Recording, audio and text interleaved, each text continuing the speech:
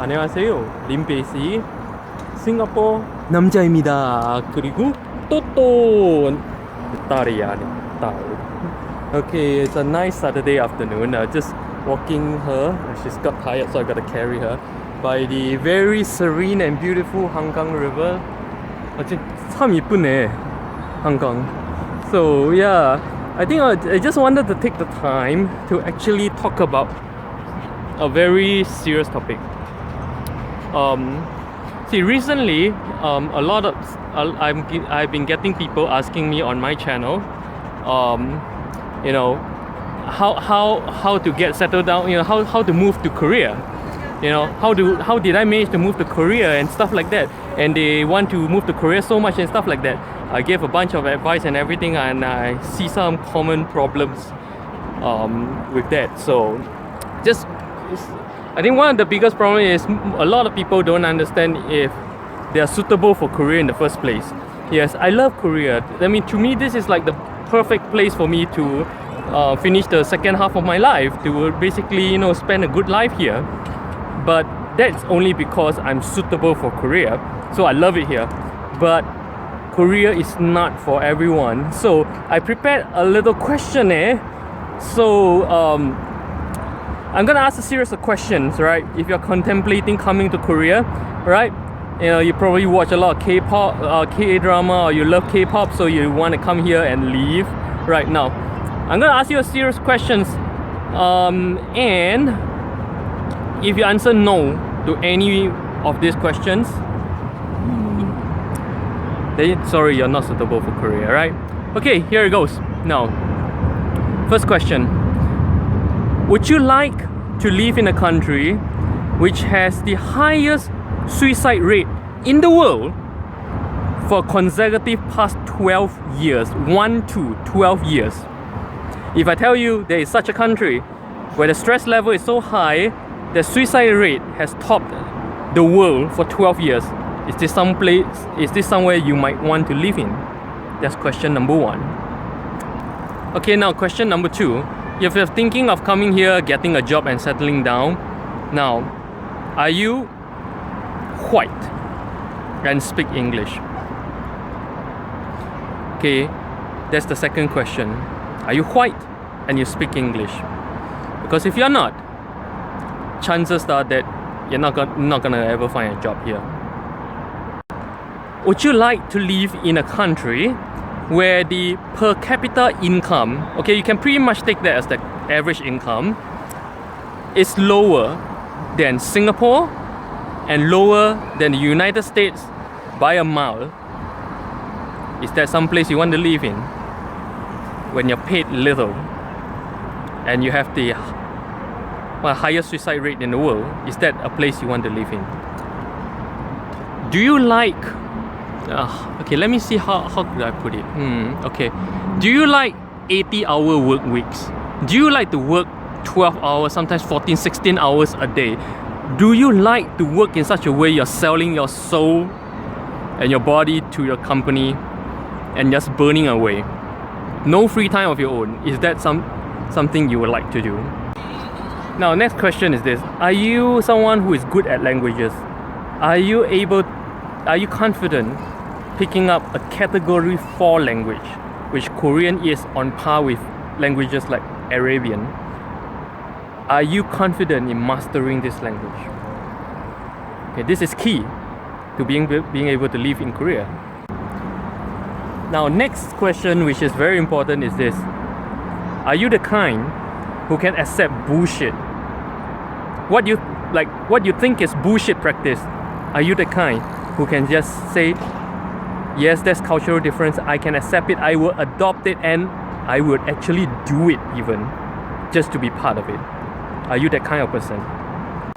So these are basically some of the very basic questions you want to answer to know if you're suitable for Korea. If you answered no to any of the above questions, then I'm sorry, you're really not suitable for Korea. Even if you answered no to just one, that one is gonna freak you out and haunt you non-stop and make your life miserable here in Korea, right? Now, let me go through. Now, why am I suitable for Korea? Now, you notice that the first few questions, the stress, the work hour, and the pay. And if you're non-white, it's really difficult to get any job or even a English teaching job, right? So all these questions are related to your survival in Korea. How are you gonna find a job in Korea, right? That's survival, right? So why am I suitable for Korea? I'm suitable for Korea mainly because I don't make my money here. My company's in Singapore, my market's in China and US, right? I don't actually work in Korea. So that's why, because I don't work in Korea, I don't get that stress. I don't get the bullshit stress. I pretty much live how I want out here. So, that's why most people can't do that. Most people don't have my base. I'm 40 plus. I built my career over the past 20 years. So this is something a lot of people don't have. All right. And I've got a good base of a good retirement fund going, so I can pretty much just live out my life here however long I like. Most people don't have that, right? And yes, trying to get a job is not like in Singapore or other places where you just open a newspaper, go to the internet, go for a few interviews, and then you got your job. All right, it's not that simple here in Korea. In Korea, everything is elitist. You're fighting against all of the best from the top universities here, the top graders of the top universities here for those same jobs, right? And let me tell you the truth. So far, for most foreigners I see, okay, if most white foreigners, they're here only as English teachers. They can't get most can't get proper company jobs. I think like 99% of the white people, Caucasian people I know in Korea, they are teaching English here. And sadly, Korea do not recognize Singapore as an English speaking country. So for Singaporeans, so you're non-white, you look like me, you can't even get an English teaching job here. So very sadly, for Singaporeans in Korea, I see like about 50% run their own business. Like myself, I run my own business, and those dudes I know, they have their own businesses, so that's why they can survive here. Now the other 50%, very sadly, they're just freelancing, odd jobs here and there, no proper visa. Yeah, a little bit like, I mean, it's kind of unsuitable. The lifestyle is not good. It's like trying to carve out a living, trying to survive, working odd jobs, very lowly jobs, just trying to live here. I seriously don't know why. Okay, many Singaporeans have tried to get English teaching jobs. So far, I only know one who is successful, and even that one who is successful didn't do it through sending resumes. It was so hard for her. All right, so yeah, getting a job is hard in Korea. Now, even if you do get a job, okay, why is it still stressful? Because Korea is very expensive. Now, housing is expensive, rental is expensive, especially rentals like Chonsei. You're expected to pay upfront upwards of 100,000 US as deposit. Do you have that? Or even if you're going on monthly rental, you're expected to pay upfront, upwards of maybe 10,000 US. Some people just don't have that. Okay, and then food is so expensive here. To me, I'm gonna start a new series. I'm gonna call the series like a meal for below 5,000 won. 5,000 won is about 5 US, and 5 US here, man, is so low you can't really eat much. In fact, you probably bust 5,000 if you eat even in a convenience shop. Like in Singapore, a lot of Singaporeans complain about what, $3 chicken rice. Man, you come to Korea, everything's like double, triple that price, man, for food. Food is expensive here, okay? Food, housing, the essentials, they're all very expensive here. Okay, so this is the cold hard reality. So what I'm saying is, if you can't survive in Singapore financially, or somewhere else, or if you can't survive financially, seriously, chances are that you cannot survive financially here in Korea as well. You're gonna have a very hard time, okay? Now, secondly is to do with the language and the culture. Now, it's impossible to survive in Korea without mastering. Not even an intermediate level Korean is not good enough to get by in Korea, unless you have a Korean spouse. Okay, you need to be the kind who can really pick up this language.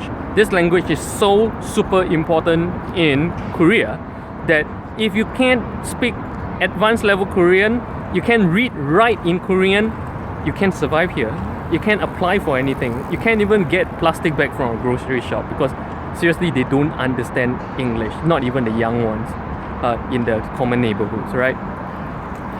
And then even if you're good in language now, Korean culture is so different from Western culture, from Singapore.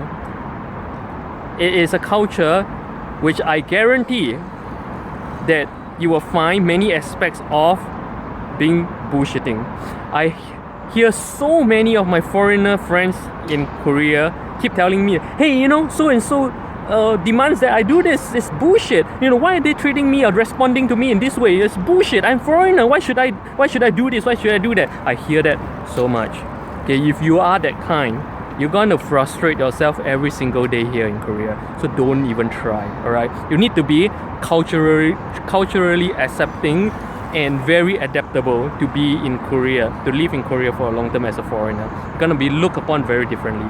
Now, why am I suitable in that sense? First, I pick up language relatively fast. I speak like 6 to 7 languages, and it's been only like 1.5, almost 2 years here in Korea, and I think I speak reasonably well to speak only Korean all my days here, no problem at all. I need some more improvement, of course. My pronunciation and the greatest, but at least I'm getting there.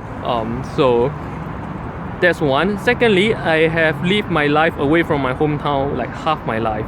I spent almost a good 20 years. I spent for all my life overseas for 15 years and about actively overseas for past 20 years. So to be able to survive and adapt to whatever country I go, whichever country I go to, and adapt to their culture and system in order to survive. That's already in me because I've been a overseas Singaporean for the past 15 years, right? So if you're not that kind, if your culture, if you're not the kind who can accept a new culture and blend in easily and quickly, then Korea may not be for you, right?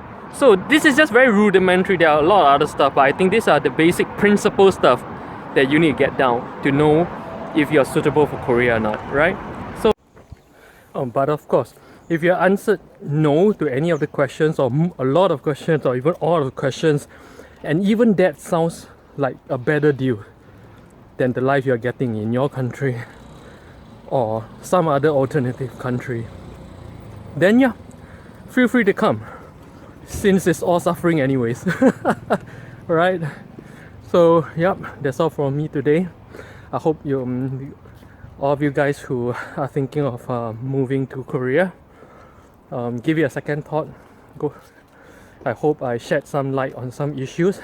But if you're here just to study, learn the language for 2 years and then go back or stuff like that, then yeah, welcome. I mean, Korea is a beautiful, fantastic country. You're gonna love it here. If you're here as a tourist, man, that's the best way to experience this country, right?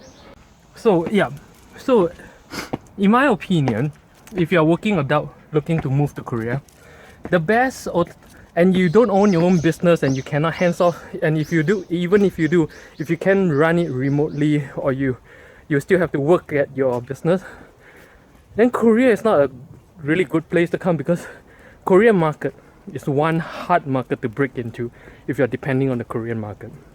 So you need to be running a business that has market elsewhere if you want to move to Korea successfully. But it's not always, but I think that's the high probability way. And and if you're young adult looking to move to Korea and you need a job, I think the best thing to do is send your resumes while you're still in your country, and then come only when you get an offer. Okay, otherwise you're gonna slog it out, you're gonna drain yourself, it's gonna be so tiring, you're gonna burn your passion away, right? Okay, so that's it. Oh, look, a mess today. Okay, see you guys next time. 안녕.